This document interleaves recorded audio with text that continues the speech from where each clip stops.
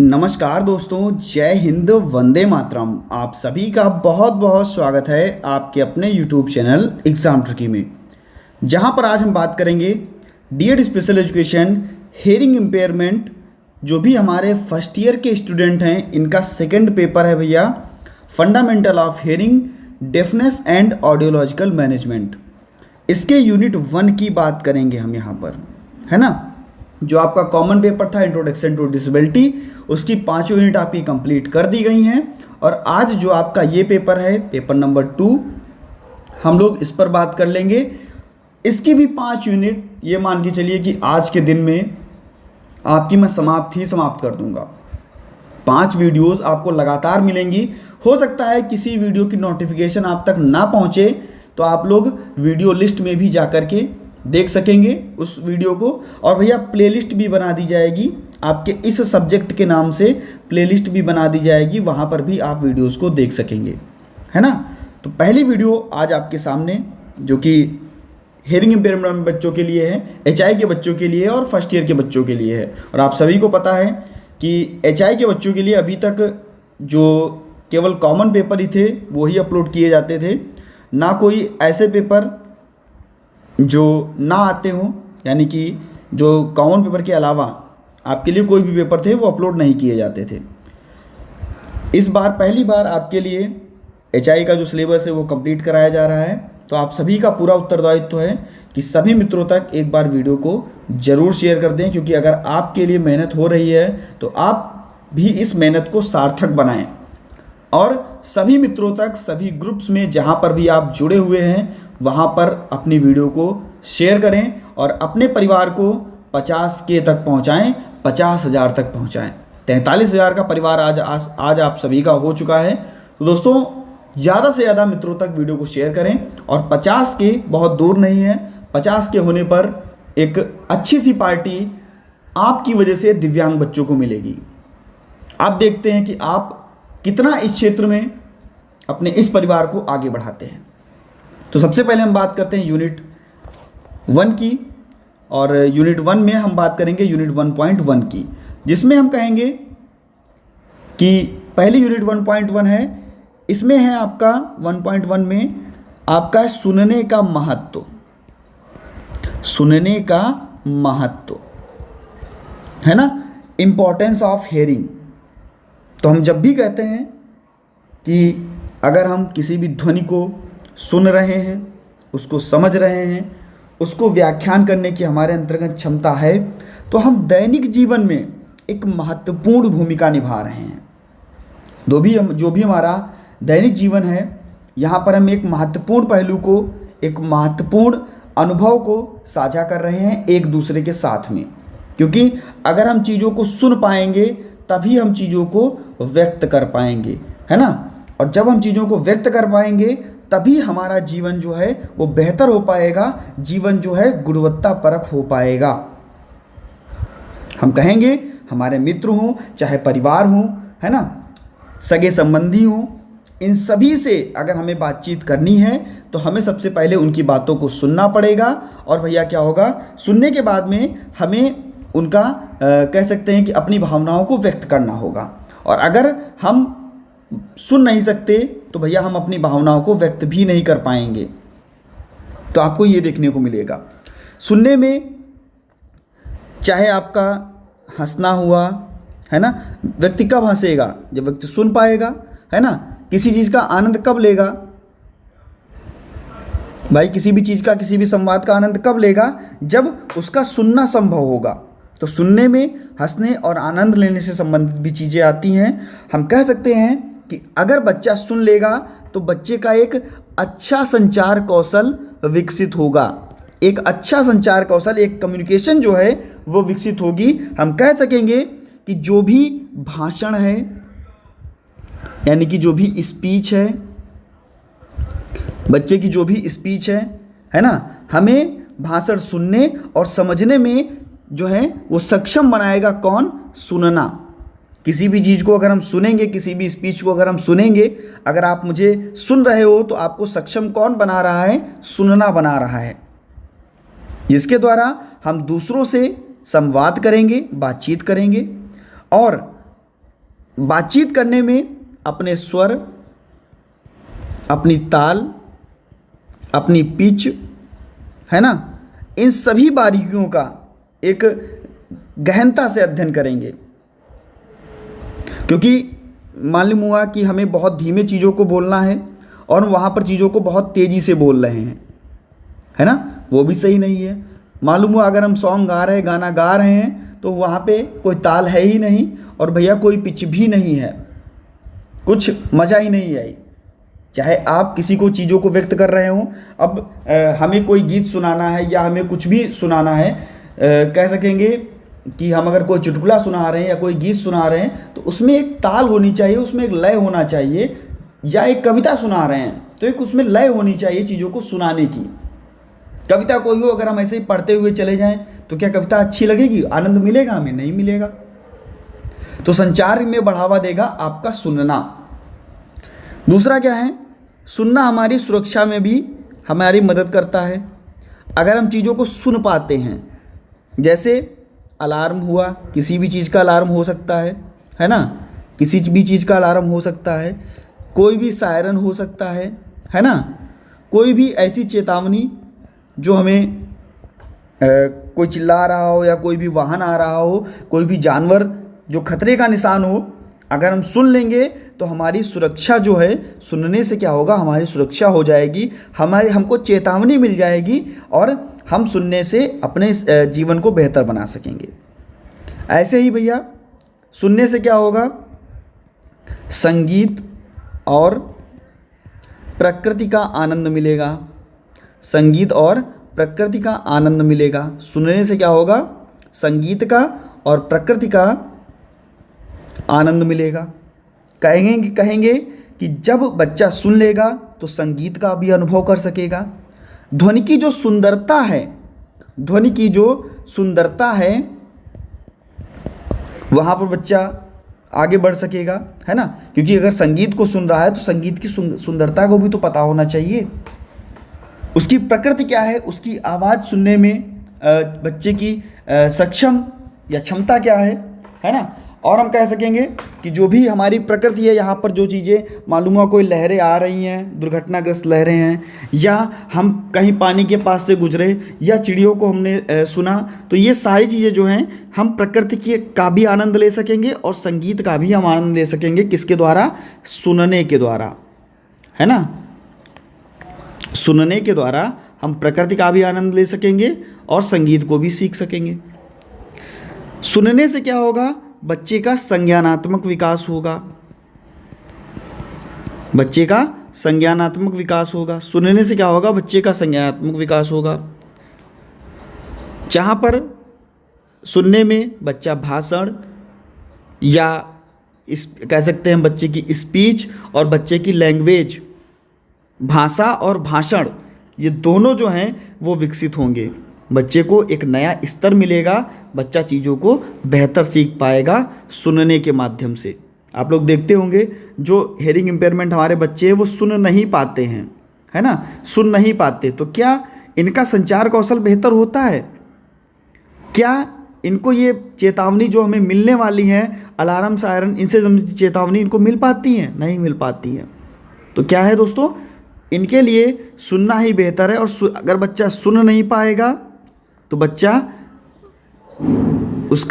का भाषा विकास भी नहीं होगा, और भाषा विकास नहीं होगा तो भैया बच्चा स्पीच नहीं कर पाएगा, बोल नहीं पाएगा, भाषण नहीं दे पाएगा।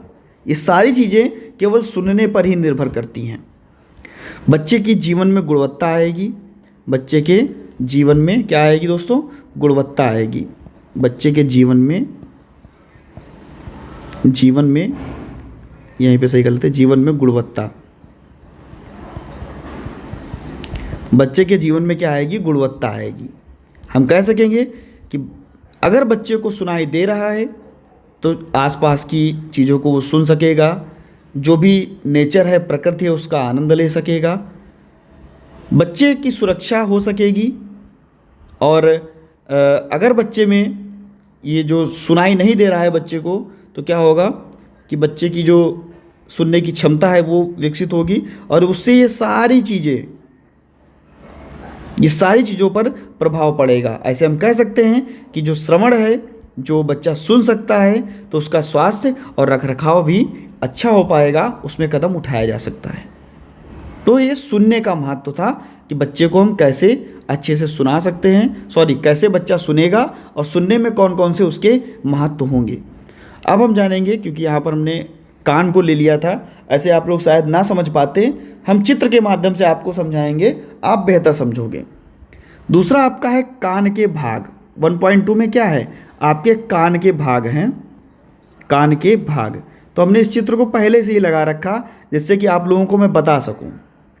हमारा कान यहाँ से आपको दिखाई दे रहा होगा, ये हमारे कान का बाहरी भाग जो हमें दिखाई देता है, जिसको हम लोग पकड़ सकते हैं अपने। जब बचपन में शिक्षक कहता था चलो कान पकड़ के ऐसा ऐसा करो, बैठक लगाओ सब लोग, है ना, तो हम लोग क्या करते थे, भाई मैंने लगाई है, आप लोगों ने पता नहीं लगाई कि नहीं, तो हम लोग क्या करते थे, कान पकड़ के और नीचे जो बैठक लगाते थे। तो हमने जो कान पकड़ा वो हमारा क्या कहलाएगा, बाहरी कान, या जिसको हम लोग क्या कहेंगे, पिन्ना कहेंगे। इसको हम लोग क्या कहेंगे, पिन्ना कहेंगे। इसके बाद में आपका बाहरी कान हो गया। इसके बाद में दूसरा आपका मध्य कान कहा जाएगा। दूसरा आपका क्या कहा जाएगा, ईयर कैनाल, या जिसको हम लोग कहेंगे मध्य कान, है ना। और तीसरा आपका क्या कहा जाएगा, आंतरिक कान, है ना। तो ये तीन जो आपके कान हैं ये आपके भाग होंगे कान के, है ना। अगर हम बात करते हैं, क्योंकि ये सारी चीज़ें आपका मेलियस, इंकस, अर्धवृत्ताकार नलिका, वेस्टिबुलर तंत्रिका, श्रवण तंत्रिका, कॉन्क्लिया, गोलाकार, है ना, तो ये सब चीज़ें आपकी अंडाकार खिड़की और स्टेपीस, ये आपका कान का पर्दा, ये आपका यहाँ पे क्या है, ये आपका कान का पर्दा है। ये सारी चीज़ें देखिए आराम से, मैं इसको थोड़ा रब किए दे रहा हूँ, इसको मैं थोड़ा रब किए दे रहा हूँ, जिससे आप लोग अच्छे से चीज़ों को समझ जाओगे बहुत ही बढ़िया तरीके से कि आखिरकार कौन सा जो भाग है वो किन चीज़ों को दर्शा रहा है। तो हम कहेंगे बाहरी कान, या जिसको हम लोग क्या कहेंगे, पिन्ना। तो ये जो कान है आपका, ये कान बाहरी कान है, जिसको हम लोग दृश्य भाग भी कहेंगे। इसमें क्या होगा, जो पिन्ना है, ये हमारा जो पिन्ना है, ये जो हमारा पिन्ना है, ये हमारा पिन्ना आपको देखने को मिल रहा है। इसमें क्या है, पिन्ना जो है वो ध्वनि तरंगों को इकट्ठा करने में मदद करता है। जो हमारा कान का बाहरी भाग है ये क्या करता है, ध्वनि तरंगों को इकट्ठा करने में मदद करता है। बूढ़े लोगों को देखते हुए कान के पीछे अपना हाथ लगा लेते होंगे, ठीक है, जिससे कि क्या है कि पिन्ने में उसके आवाज़, जो कान की जो बाहरी संरचना ये बनी हुई है, जो हमें दिखाई दे रही है, इसमें आवाज़ अच्छे से जा सके। तो कान का जो बाहरी भाग है इसको हम लोग क्या कहेंगे, पिन्ना कहेंगे। इसमें क्या होगा, ध्वनि तरंगों को इकट्ठा करने में मदद करेगा और उन ध्वनि तरंगों से कैनाल में निर्देशित करेगा। और बाहरी कान का जो दृश्यमान हिस्सा है, जो सिरे के बाहर बैठता है, और कान जो है कैनाल में ध्वनि तरंगों को इकट्ठा करके निर्देशित करने के लिए जिम्मेदार है। ये बाहरी कान है, ध्वनि तरंगों को एकत्रित करेगा और अंदर भैया क्या होगा, निर्देश देगा। इसको तीन भागों में, पिन्ना, बाहरी श्रवण कैनाल और आपका कान का पर्दा, इसको भी हम लोग कितने भागों में, तीन भागों में बांटते हैं, जिसे ऑरिकल के रूप में जाना जाता है, जिसे ऑरिकल के रूप में जाना जाता है। कान का दृश्य भाग जो त्वचा के द्वारा कवर किया हुआ होता है और इसका जो आकार है ध्वनियों को इकट्ठा करने में मदद करता है। जो ये कान का बाहरी आकार में देखने को मिल रहा है, ये ध्वनियों को इकट्ठा करने का ही काम करता है। यहाँ पर हमें ध्वनि की दिशा निर्देशित करेगा। जो भी कैनाल या ट्यूब है जैसी संरचना आपको देखने को मिलेगी। और ये जो पिन्ना है कान के पर्दे से जोड़ रहा है, यही पिन्ना कान को क्या, पर्दे से जोड़ रहा है। पर्दा आपको ये देखने को मिल रहा है, यही पिन्ना कान को पर्दे से जोड़ रहा है। यहाँ पर जो भी झिल्ली होगी, कान का पर्दा होगा, एक पतली परत जो होगी, है ना, वो शंकु के आकार की झिल्ली होगी। जो बाहरी कान को मध्य कान में, जो बाहरी कान है वो मध्य कान है उसको अलग करती है। जो बाहरी कान है और मध्य कान है उसको एक झिल्ली जो है वो अलग करती है, ध्वनि को बढ़ाती है। छोटी सी हड्डियाँ जो भी कह सकते हैं कि जो भी कान मध्य कान है उसमें छोटी हड्डियाँ होती है उसको स्थानांतरित किया जाता है और ध्वनि को बढ़ाती है, जिसे हम लोग आंतरिक कान तक जो ध्वनियाँ हैं वो पहुँचा सकें। इसके बाद आपका आता है दूसरा भैया मध्य कान। कौन आता है आपका? मध्य कान। तो मध्य कान में क्या होगा? मध्य कान एक हवा से भरी हुई गुहा है। हवा से भरी हुई जो मध्य कान है, ये एक हवा से भरी हुई गुहा है, जिसमें कान का पर्दा और 3 हड्डियां शामिल हैं।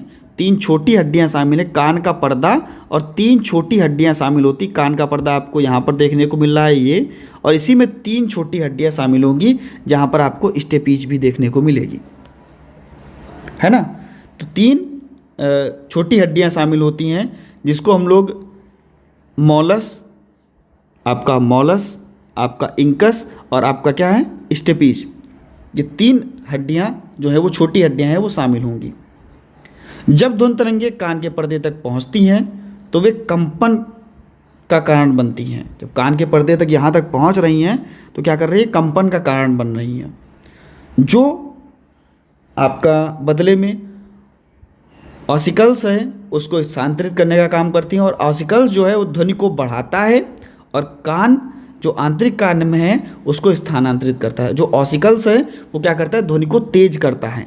ध्वनि को तेज करने का काम ऑसिकल्स करता है, और फिर क्या करता है? ये जो आंतरिक कान है वहाँ पर चीज़ों को स्थानांतरित करता है, आंतरिक कान तक चीज़ों को पहुँचाता है। अब आता है आपका आंतरिक कान।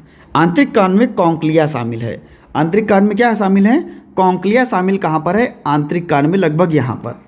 और जब भी किसी बच्चे का, जब छोटा बच्चा होता है, श्रवण बाधित बच्चा होता है, तो बच्चे का कॉन्क्लियर इम्प्लांट भी किया जाता है। यानी कि अगर बच्चे को सुनाई नहीं दे रहा है तो बच्चे को एक नया कॉन्क्लिया, जो कि कह सकते हैं हाथों से बना हुआ होता है, हैंडमेड होता है, जो मशीनों के द्वारा बनाया जाता है, तो उस कॉन्क्लिया को भी इम्प्लांट किया जाता है, बच्चे में लगाया जाता है।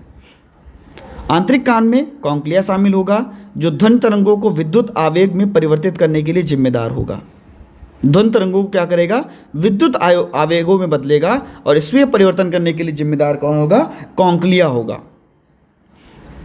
जो ध्वनि की विभिन्न आवृत्तियों का जवाब देता है, और जो भी ध्वनि तरंगे हैं कॉन्क्लिया में प्रवेश करती हैं तो वे बालों की कोशिकाओं को कंपन करने का कारण बनती हैं, जो कि क्योंकि छोटे छोटे बाल भी हमें देखने को मिलते हैं, तो उसकी जो कोशिकाएं हैं उनका कंपन करने का कार्य कौन करेगा? आपकी कॉन्क्लिया जब प्रवेश करेगा, जब ध्वनि कॉन्क्लिया में प्रवेश करेगी तब। कंपन जो है वो आपका न्यूरोट्रांसमीटर के द्वारा हम लोग उसको माप सकते हैं, उसका ट्रिगर कर सकते हैं, जहाँ पर एक विद्युत संकेत बनता है, और जो श्रवण तंत्रिका के माध्यम से मस्तिष्क को भेजा जाता है। श्रवण तंत्रिका के माध्यम से कहाँ भेज दिया जाएगा? मस्तिष्क को भेज दिया जाएगा। और जब मस्तिष्क को चीज़ें चली जाएंगी तो यही चीज़ें क्या करेगा? मस्तिष्क वहाँ से अनुमति देगा, ध्वनि को समझेगा और अनुमति देगा काम करने के लिए। हम कह सकते हैं कि अगर हम शॉर्ट शब्दों में बात करें, छोटे शब्दों में बात करें, तो ध्वनि तरंगों को पिन्ना द्वारा एकत्रित किया जाता है और उसे श्रवण कैनाल में निर्देशित किया जाता है। इसके बाद में ध्वनि तरंगे जो हैं कान के पर्दे को कंपन के साथ जो भी कंपन होगा उसका कारण बनेंगी। इसके बाद में क्या होगा? कान के पर्दे के कंपन में मध्य कान में 3 छोटी जो है हड्डियाँ वो पाई जाएंगी, जिनके बारे में मैंने आपको बताया, स्टेपीज और आपका मेलिकस और इनकस, है ना। और यहाँ पर क्या होगा? जो भी ऑक्सिन कंपन को बढ़ाएगा और उन्हें अंडाकार खिड़की तक पहुँचाएगा, जो झिल्ली को मध्य कान को आंतरिक कान से अलग करती है। और जो भी अंडाकार खिड़की है, जो कि कॉन्क्लिया, इसमें क्या होगा? एक तरल पदार्थ है जो हिलने लगेगा।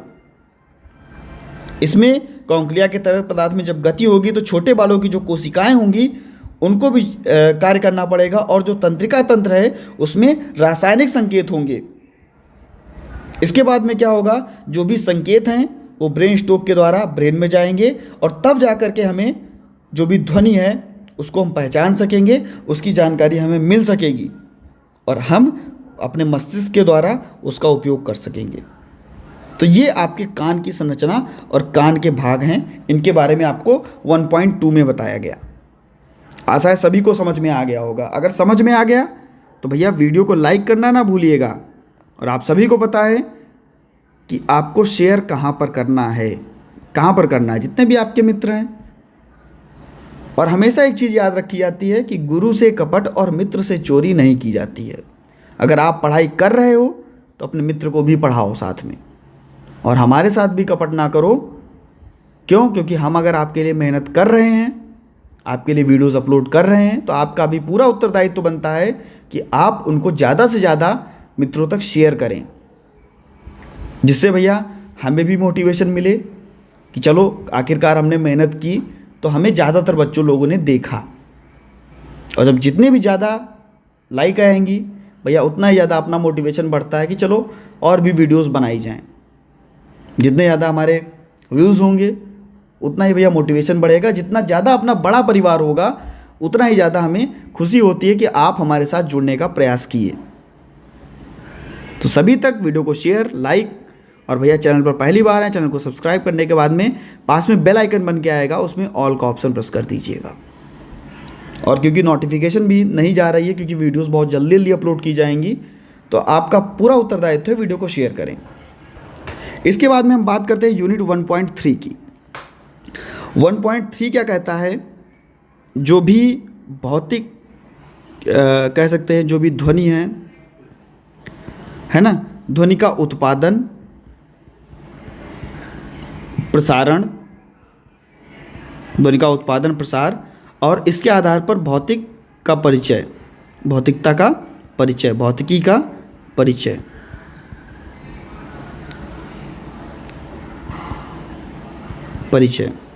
तो इस पर हम लोग बात करेंगे, जहाँ पर हम कहेंगे कि ध्वनि को या ध्वनि की भौतिक ध्वनि तरंगों को भौतिक गुणों का अध्ययन कहा जाएगा। जो यांत्रिक कंपन है, जो दबाव तरंगों के रूप में, जैसे हवा हुआ, पानी हुआ, ठोस वस्तुएं हुई, इनके माध्यम से यात्रा कर रहा होगा। जहाँ पर तरंगों में, जब ध्वनि की तरंगें होती हैं तो वहाँ पर क्या होती हैं? आवृत्तियाँ होती हैं, वहाँ पर आयाम होते हैं, है ना, वहाँ पर तरंग दैर्ध्य होती है, तरंग दैर्ध्य होती है। तो जो भी आवृत्ति होगी, आवृत्ति में क्या होगा? जो भी आपकी आवृत्ति होगी, आवृत्ति में हम प्रति सेकंड कंपन को मापते हैं। आवृत्ति में हम प्रति सेकंड कंपन की संख्या को मापते हैं, और इस कंपन की संख्या को कैसे मापा जाएगा? हर्ट्ज में मापा जाएगा। पैमाना क्या होगा? हर्ट्ज होगा। उस पैमाने में इस कंपन की संख्या को मापा जाएगा। एक ध्वनि जो है वो पिच, उसको निर्धारित किया जाता है, और जो भी उच्च ध्वनियाँ हैं उसके अनुरूप जो ध्वनियाँ हैं उनको देखा जाता है। ऐसे ही आपका दूसरा शब्द मैंने लिया एक आयाम। तो आयाम कहेंगे, इसको हम लोग डेसिबल में मापते हैं, इसको हम लोग डेसिबल में मापते हैं, डीबी में मापते हैं। और डीबी हमेशा ऐसे लिखी जाती है, डी हमेशा छोटी और बी हमेशा बड़ी। तो आयाम दबाव की तरंग का जो परिमाण है या ताकत है उसको संदर्भित करता है, और इसको हम लोग डीबी में मापते हैं।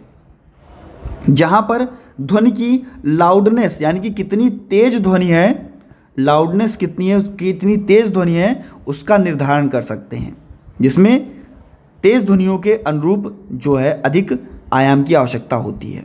ऐसे ही हम बात करते हैं तरंग दैर्ध्य की। तरंग दैर्ध्य की, तो तरंग दैर्ध्य में हम क्या कहते हैं कि यह एक ध्वनि तरंग जो लगातार दो लगातार बिंदुओं के बीच होती है। ध्वनि तरंग दैर्ध्य जो है वो दो लगातार बिंदुओं के बीच होती है, जो चरण में कह सकेंगे, जो भी उसका आवृत्ति है ना, और वेग है, आवृत्ति है और वेग है, इससे संबंधित है, आवृत्ति और वेग से संबंधित है। जहाँ पर अगर हम बात करते हैं तरंग दैर्ध्य की बात करते हैं तो हम कहते हैं तरंग दैर्ध्य बराबर वेग बटे आवृत्ति, है ना, तरंग दैर्ध्य बराबर वेग बटे आवृत्ति, इसकी गणना का उपयोग किया जाता है और तरंग दैर्ध्य निकाली जाती है। अगर हम कहें कि ध्वनि तरंगों का वेग उस माध्यम के आधार पर भिन्न होता है जहाँ पर हम कह सकते हैं कि ध्वनि की तरंगे लगभग 343 मीटर प्रति सेकंड या हम कह सकते हैं 761 मील प्रति सेकंड की यात्रा कर रही हों। वहाँ पर जो है जो भी कमरे का तापमान है, हवा में, ये चीज़ें हमें देखने को मिलती हैं। ऐसे ही ध्वनि की भौतिक समझ यानी कि संगीत हुआ, कोई भी कह सकते हैं कि तरंगे हुई, वहाँ पर हम उनका अध्ययन करेंगे। वैज्ञानिक और इंजीनियर जिन ध्वनियों का रिकॉर्ड निकालेंगे, उनको बढ़ाएंगे और सिस्टम डिज़ाइन करेंगे। साथ ही साथ इन चीज़ों का हम लोग अवलोकन करेंगे। और जो ध्वनियाँ हैं हमारे अगर वातावरण में, हमारे वास्तविक वातावरण में चीज़ें हो रही हैं, ध्वनियाँ हो रही हैं, तो इनकी हम गुणवत्ता में सुधार करेंगे।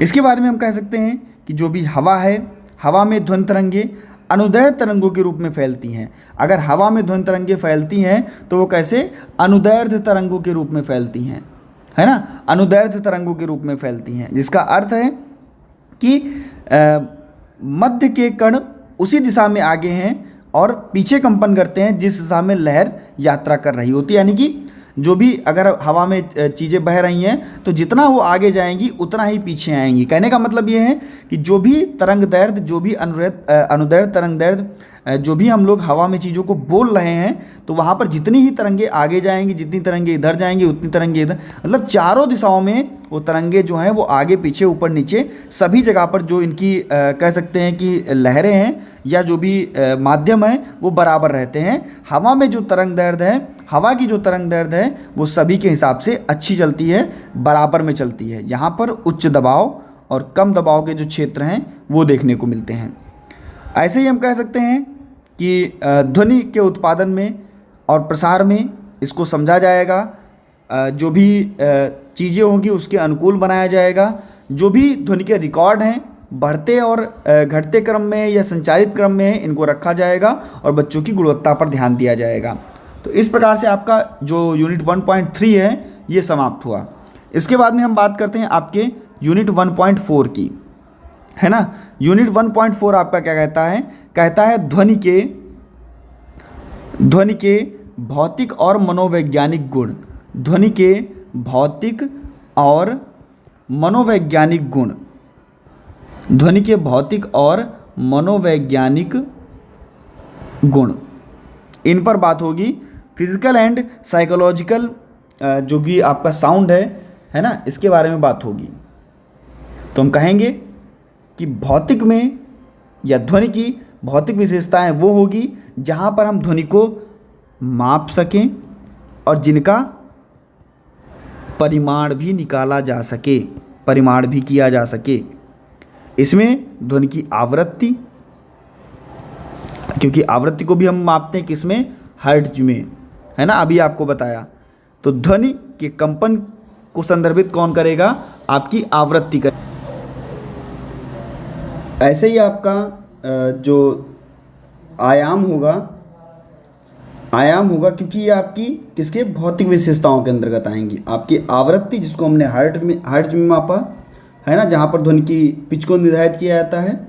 और आपका आयाम भी होगा, ये भी आपका किसके अंतर्गत? भौतिक विशेषताओं के अंतर्गत ही आएगा, जहाँ पर हम इसको डीबी में मापते हैं, है ना। और जो भी ध्वनि की दबाव तरंग या परिमाण है और उसका ताकत है, उसकी जो चीज़ें हैं वो संदर्भित करता है, उसको हम लोग डीबी में मापते हैं। इसको हम लोग जो लाउडनेस है बच्चे की, है ना, उस पर हम लोग ध्यान केंद्रित करते हैं। ऐसे आपका तरंग दैर्ध्य और वेग के बारे में आपको बता दिया।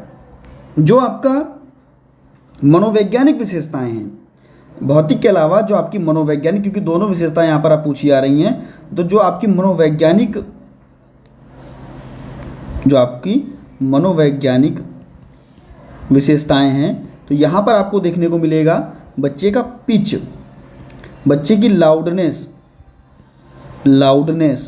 है ना, बच्चे की अवधि, यानी कि ध्वनि की अवधि, बच्चे की नहीं, सॉरी माफ़ कीजिएगा, ध्वनि की अवधि, स्थानांतरित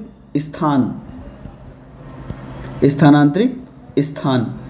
तो अगर हम कहेंगे पिच की बात करेंगे तो जो ये पिच होती है यह ध्वनि तरंग की आवृत्ति की अभिव्यक्ति परक धारणा को संदर्भित करती है।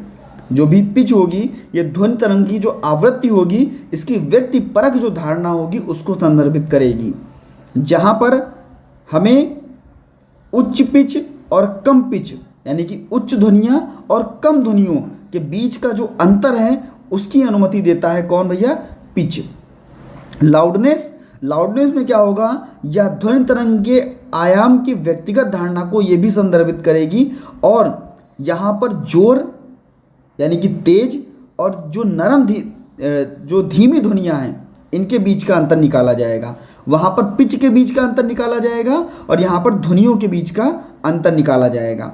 ऐसे ही अवधि या ध्वनि की लंबाई और व्यक्तिगत धारणा को संदर्भित करती है। यह हमें छोटी और लंबी ध्वनियों के बीच में अंतर बताती है। छोटी ध्वनियाँ और लंबी ध्वनियों का जो बीच का अंतर है वो हमें अवधि बताती है।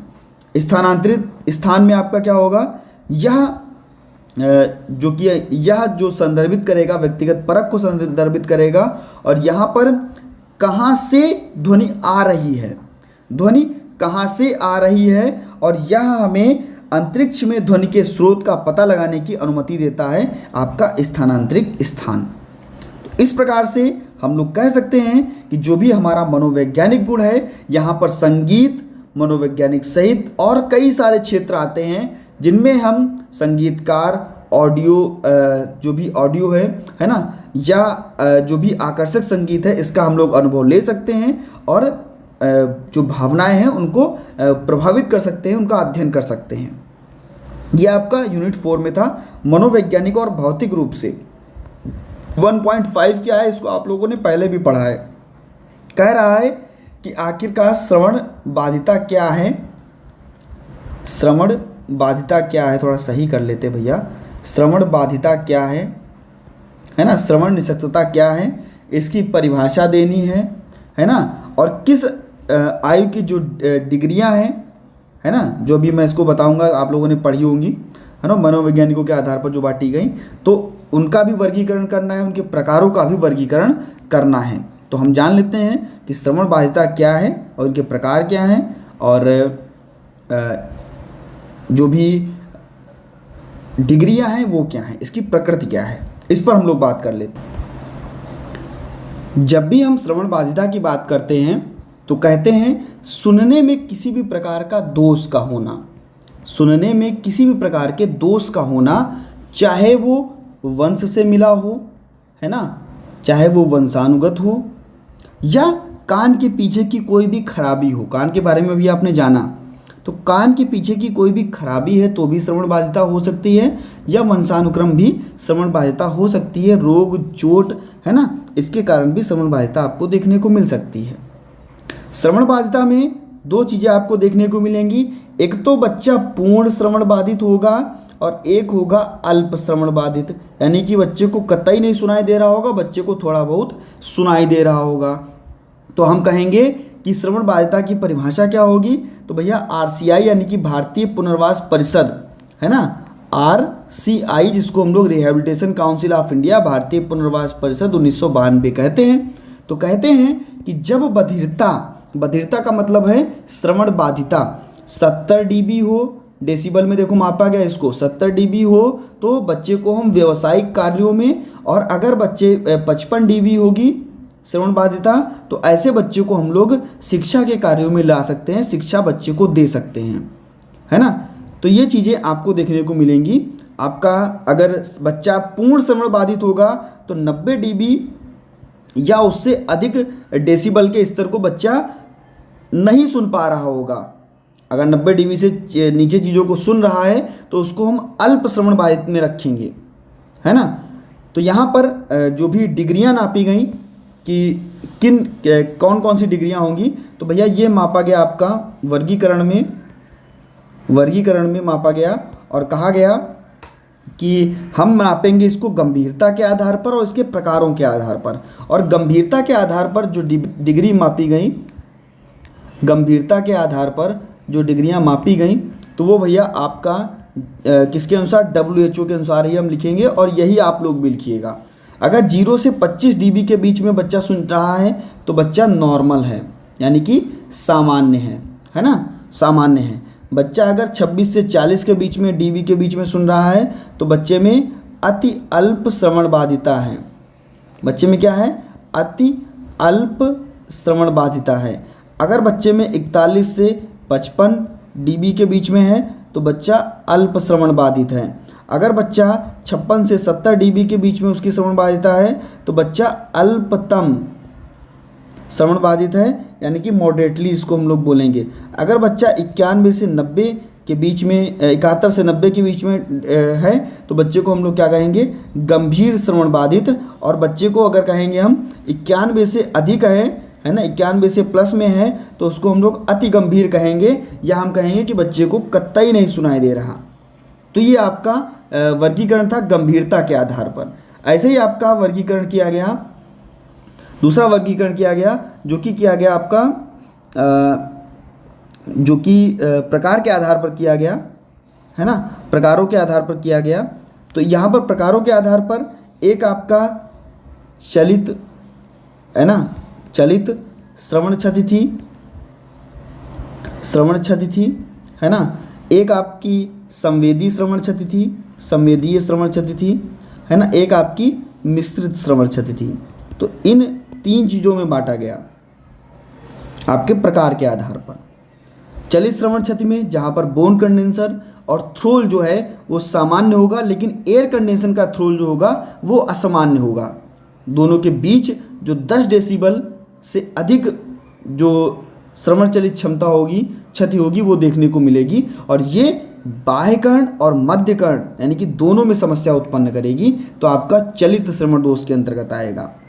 ऐसे ही आपका संवेदी श्रवण दोष, इसमें हम कह सकेंगे इसमें एयर कंडेंसन और बोन कंडेंसन दोनों असामान्य होंगे। एयर कंडेंसन और बोन कंडेंसन दोनों असामान्य होंगे, और इसके जो बीच की दूरी होगी इसमें भी 10 डेसिबल होगी, इससे कम हो सकती है।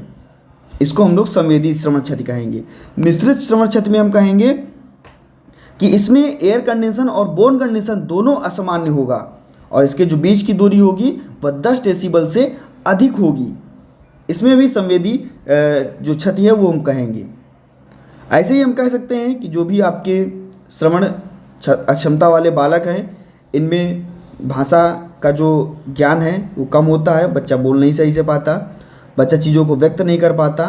ये श्रवण क्षति जो है जन्मजात भी हो सकती है, जन्म के बाद भी हो सकती है ना, गर्भावस्था के दौरान हो सकती है, जन्म के समय हो सकती है, जन्म से प्रसव के बाद हो सकती है। तो ये चीज़ें देखने को मिलती हैं। बच्चा पोस्ट लिंगुअल हेयरिंग लॉस भी उत्पन्न कर सकता है, यानी कि 2 से 3 साल बाद भी बच्चे को पोस्ट लिंगुअल है ना, 2 से 3 साल बाद भी बच्चे का जो भाषा कौशल है वो विकसित नहीं है। जहाँ पर बच्चा शोर को नहीं सुन पा रहा है, संक्रमण हो गया है, तो वहाँ पर भी बच्चे में श्रवण हानि हो सकती है। तो ये चीज़ें जो हैं वो बच्चे में देखने को मिलती हैं। एक तरफा अचानक बच्चे में हो सकती है, द्विपक्षीय हो सकती है ना, और ऐसे ही प्रगतिशील हो सकती है, क्योंकि हर जो ये श्रवण लॉस है, हेयरिंग लॉस है, पहले कम सुनाई दिया, फिर और कम सुनाई दिया, फिर और कम सुनाई दिया। ऐसे ही प्रगतिशील भी आपका श्रवण हानि हो सकती है। उतार चढ़ाव भी देखने को मिल सकते हैं इसमें। हम कह सकते हैं कि श्रवण हानि की प्रकृति को समझना व्यक्ति के लिए एक हस्तक्षेप है, और जो भी प्रबंधन रणनीतियाँ हैं उनका जो भी निर्धारण किया जाएगा वो महत्वपूर्ण है। जहाँ पर श्रवण यंत्र, कॉन्क्लियर, इनका प्रत्यारोपण किया जा सकता है, और जो सुनाई देने वाली चीज़ें हैं, चिकित्सा उपचार है, ये आवश्यक है, और जो इसका उतार चढ़ाव है, इसकी निगरानी, इसका समायोजन किया जा सकता है। तो इस प्रकार से दोस्तों जो ये आपका यूनिट 1 था ये यहाँ पर समाप्त होता है। यूनिट 2 बहुत ही जल्द आज ही आपको मिल जाएगा, तो बने रहिएगा आपके अपने चैनल एग्जाम ट्रिकी पर, और सभी मित्रों तक एक बार वीडियो को शेयर कर दीजिएगा। धन्यवाद।